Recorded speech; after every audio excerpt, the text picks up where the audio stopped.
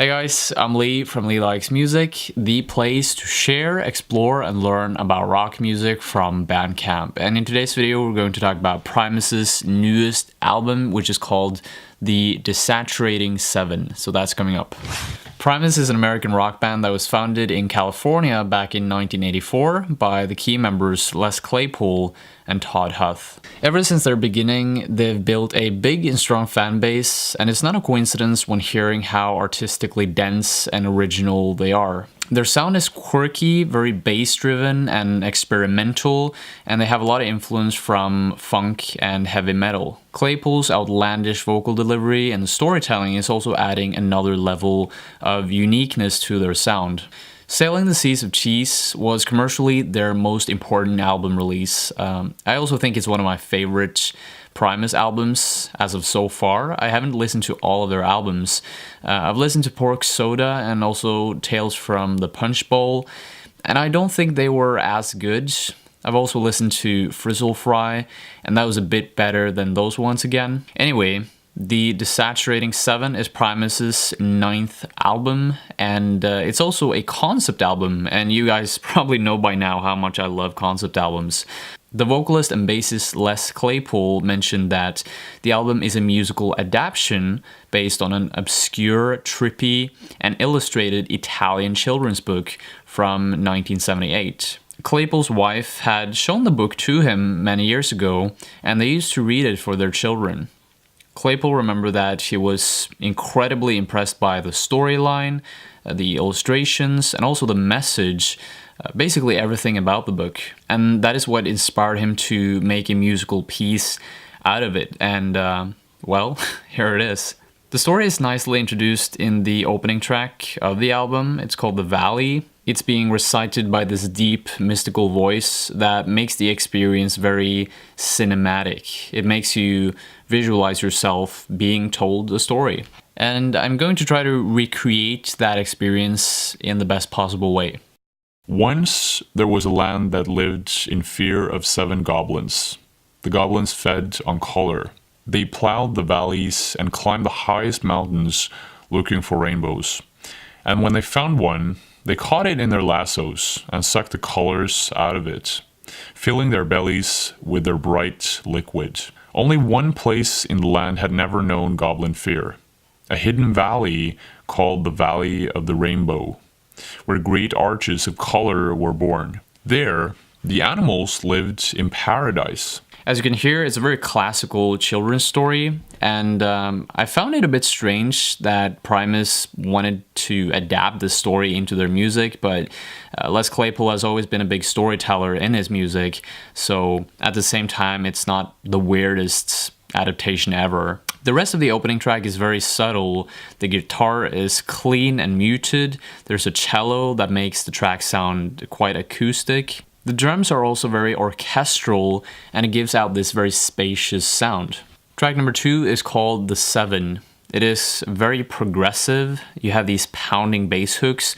There's a quirky and animated vocal delivery from Claypool, and in a way, it really reminds me a lot of their old stuff. There's a rich soundscape of tempo changes, instrumental passages, and lyrically the song describes these evil gnomes, as you heard earlier on.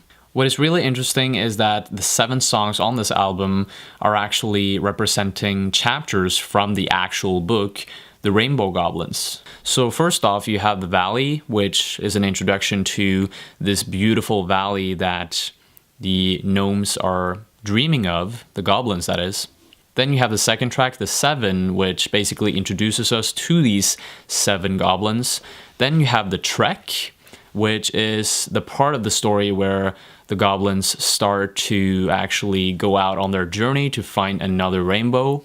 Then you have the fourth track, which is called The Scheme, and this is where the goblins are gathered around a bonfire and they're scheming, trying to come up with different ways of capturing their next rainbow.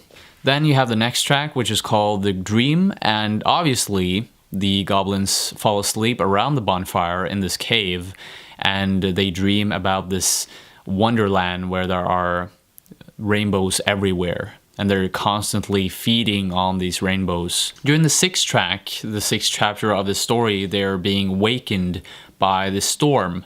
There's lightning everywhere, and the goblins are really celebrating. They're really happy because they know that after a storm, there will come a rainbow.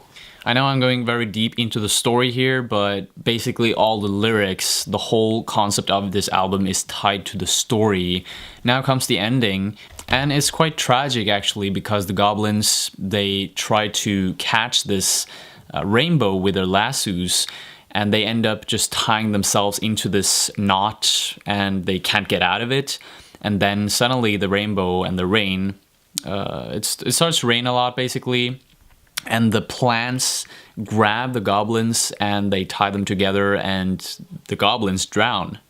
So all this time, the plants and the rainbow had conspired against the goblins, because obviously they heard that they were scheming against the rainbow.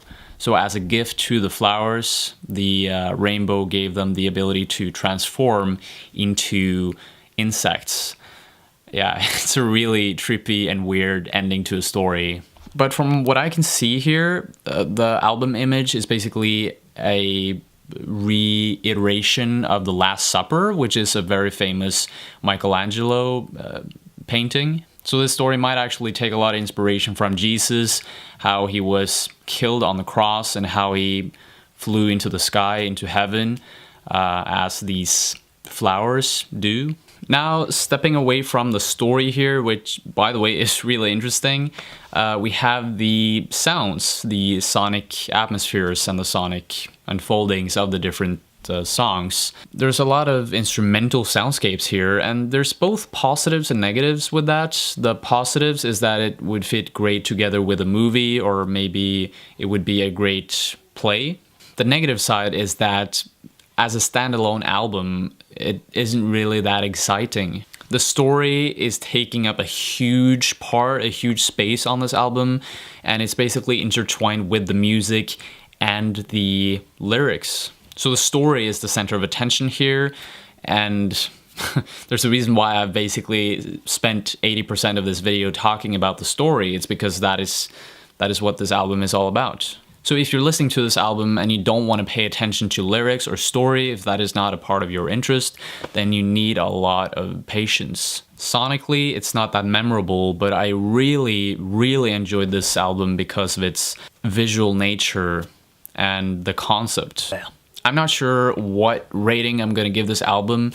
If you're interested in just listening to something for the sake of listening, then I would probably give this album a 6 out of 10. But on the other side, if you keep in mind that this is a very visual album, it's catering to your imagination, it's very cinematic and visual, if you keep that in your mind, I actually think it's a nice interpretation of the story.